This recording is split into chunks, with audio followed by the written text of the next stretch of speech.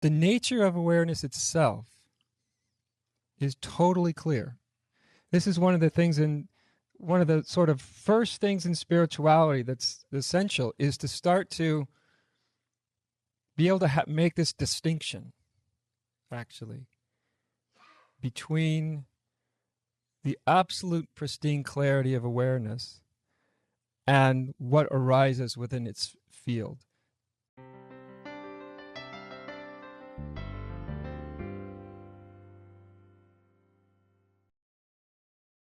As we've done during this retreat, or I've done during this retreat, we can point to the absolute pristine nature of awareness. Not what's in awareness, but awareness itself. So everyone's innate awareness, not a special state of awareness, but just the current state of awareness, it's always there. The awareness itself is totally clear, totally without any blemish whatsoever. It's always that way. What arises within it, whether a thought, a feeling, a memory, a fear, a scene, you open your eyes, you look around, whatever arises within it may or may not be confused. But the nature of awareness itself is totally clear. This is one of the things one of the sort of first things in spirituality that's essential, is to start to be able to make this distinction, actually, between the absolute pristine clarity of awareness and what arises within its field. When we start out, generally, awareness, in a certain sense, at least experientially, is often fused with whatever's in its field. So awareness is fused with just the next thought that comes up, or the next feeling that comes up, or the next reaction that comes up. Or it could be something positive, the next moment of happiness or well-being or joy or whatever. But when awareness is fused with the contents that arise within it, this is sorrow. This leads to sorrow. This leads to suffering. Right? Because when it's fused, we feel that fused state as a sort of innate contraction. I think we only really recognize what this contraction is, or how it manifests in ourself, when the contraction is no longer there. Even if it's no longer there for a short period of time, then we realize, oh, that's what the contraction was. Because before that, we hear contraction and we're looking for a specific place. Like, it's a contraction. Like, okay. You may or may not feel like you have a specific contraction in your body, but the contraction that's caused by this fusion of awareness with the contents of awareness it's so generalized. It's all throughout your entire system, your whole being. It's physical, it's emotional, it's psychological. It's kind of spread out liberally everywhere, but and sometimes when you're really suffering, you really feel a tight contraction. When people really get in really deep states of sorrow, their whole body will take on the manifestation of this contraction. If you're in a really deep state of sorrow, you'll generally, people will really start to bear down. They'll physically, that contraction will become very overwhelming. It will be on the surface, But generally, it's a little more diffuse.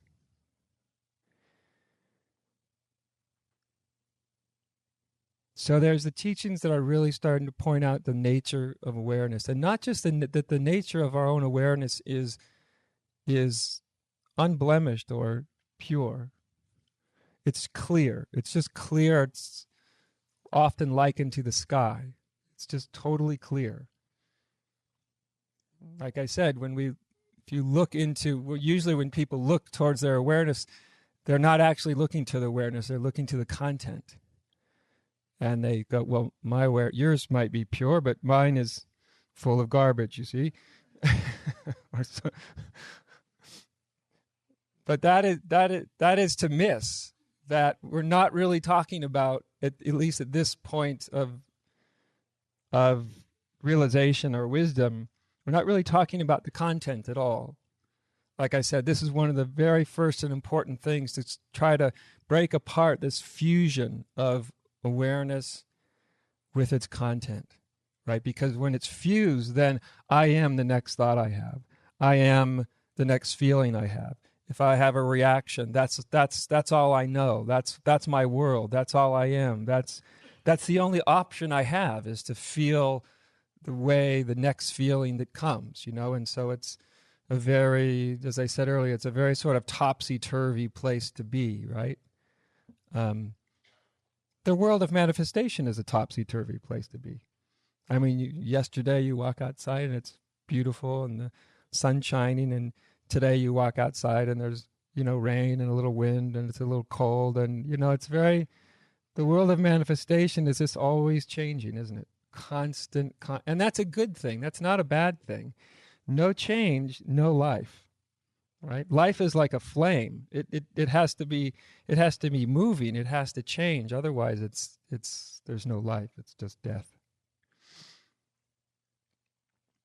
But not only is our innate awareness really quite clear, but when this fusion of awareness with its content really breaks, when it's no longer fused, then then our identity is no longer found within the content. It's no longer found within how I feel in this moment, what I think in this moment, what I remember from the past, my whole image, whether it's good, bad, or indifferent, your quirkiness as a personality structure. All of that may be there, but none of it defines awareness. And as I hope we've done in this retreat, when we look at all the content of awareness, we'll never find self in the content.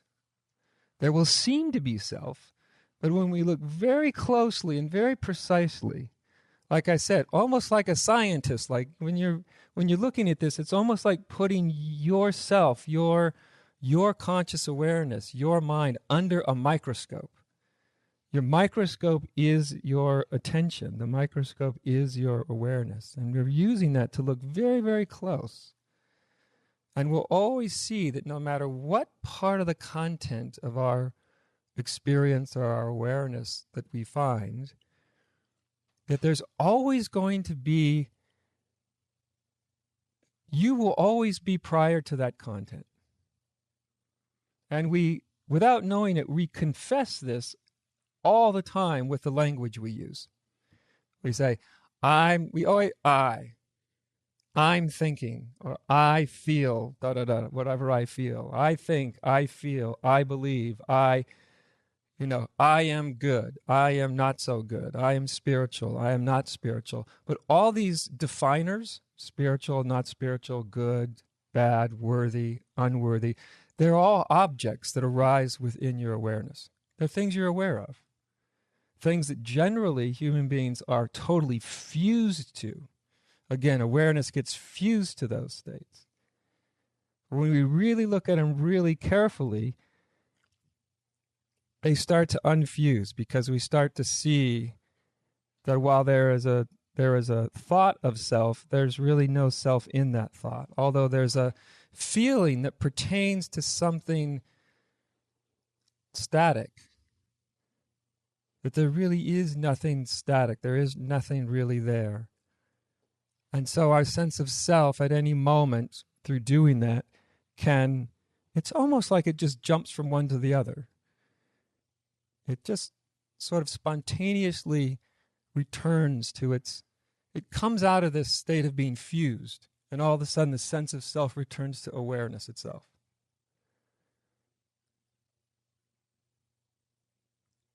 So there's lots of teachings, lots of my teachings will sort of point to this dimension of realization.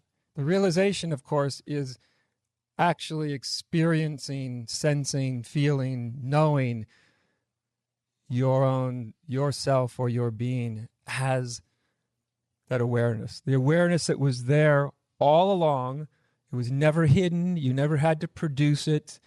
You never had to deserve it. You never had to get into some wacky, crazy state of samadhi or anything. It was just the garden variety awareness that was always there. This is usually the point that's so surprising to anybody, that when the realization comes, you kind of go, well, God damn, this, I was looking for this, but I was using the awareness to look for awareness. You see what I mean? So I say it's like you're looking for God using her eyes. Do you know? When really God is her eyes. Right? So this is kind of one aspect of realization, is when there's a identity shift from the content to the context. The context is awareness. So we usually start identified with the content, at least the content of our own psychology, you could say. When that fusion just lets go, then identity returns all by itself to its natural state of awareness. And it's timeless because it's not changing. You look back through your life. This is actually the thing that provides us with that sense, that intuitive feel that you look back over your life, and so much has changed, hasn't it? You look back at a picture when you're a kid or a teenager in your 20s, and so much has changed. You've grown and you've evolved, but there's somehow just some intuitive sense of me, right? Somehow you recognize something existing through time, even with all the change. There's just a basic intuitive sense that somehow you're there, right? But if you really look at it, all the content of your experience has always been changing from as far back that you remember, right? Your thoughts, your feelings, your hopes, your dreams. There's some things that are probably somewhat familiar, but it's basically always changing. Right down to the cells in your body. You don't have the exact same cells in your body that you had when you were a kid. They've died and gone and been replaced.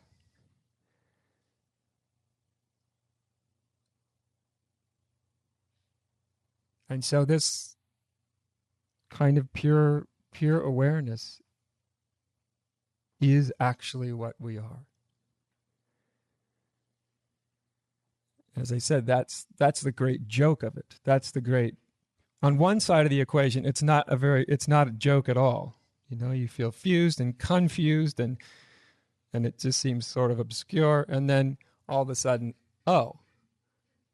And it's usually more like, oh, really? Almost like, because no matter how much we're told, we're often, it's the spiritual mindset is very much like looking for a needle in a haystack. You're looking for the right experience, the right kind of stillness, the right this, the right that. We're looking for the right realization. We're constantly on this search for just the right something that's going to indicate, right? Meanwhile, the real reality that we're really looking for is the looking that's there the whole time. Your idea of yourself is on this little search or big search. And this whole thing is happening within the pristine quality of awareness. Right? And we keep thinking that I have to find just the right little thing, just the right understanding, just the right experience, you see, in all of this stuff, all these conclusions, all these assumptions are taking place in the mind. They're part of the content of awareness. The whole thing happens part of the content of awareness, you see. And so the more we get caught in that, the more we look and look and look and look and look and look, we don't seem to find, right? because it's as if we're looking for a needle in a haystack. The joke is that the reality that we're really looking for is the haystack. See, that's the joke of it. Right? You thought I had to find just the right little piece of hay, the enlightened little piece, and pluck it out and, you know, put it in my pocket, and that's going to be, you know, my enlightened little piece. And that's the embarrassment. All, you know, you're just looking through, you know, this whole thing. And it's, you know, meanwhile, the awareness is there from the very beginning, before you even had the impulse to search, while you have the impulse to search, after the impulse is gone. It's like it's there all the time. So this is one quality of awareness or realization, and there's certain teachings that are driving at this kind of awareness, right? This is a very transcendent, ascendant part of realization, part of our being, right? So all the kind of teachings of you're not your body, you're not your mind, you're not this, not this, not this, are basically trying to discount the significance of whatever phenomena you're experiencing. Just say, I'm not this, I'm not this, I'm not this, I'm not this, as a way to try to break the trance.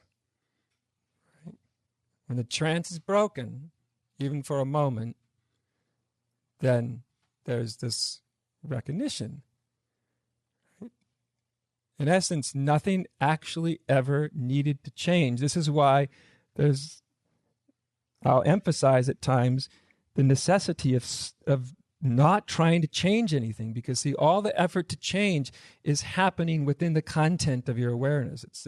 It's still part of this game that keeps the fusion, that keeps the trance with the content alive.